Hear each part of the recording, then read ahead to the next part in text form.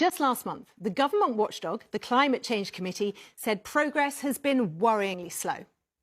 The UK's greenhouse gas emissions have fallen 46% in the past 3 decades. That's mainly due to a massive shift away from the use of coal for electricity and the rapid growth of our renewable energy sector.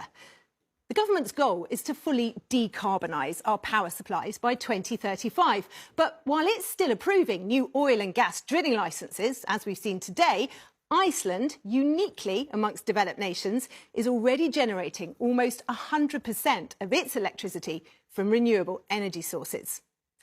Now, when it comes to fossil-fuelled vehicles, they've been on the way out in the UK since Boris Johnson committed to banning the sale of new petrol and diesel cars by 2030. Norway is racing ahead, though. By the end of last year, electric vehicles there made up almost 80% of the market.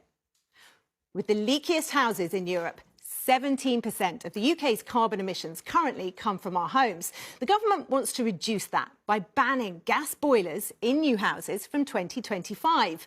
But entire new developments are still being built with no obligation to fit solar panels, for example. It's the world's biggest city leading the way here. In Tokyo, every new home will have to have those panels by 2025.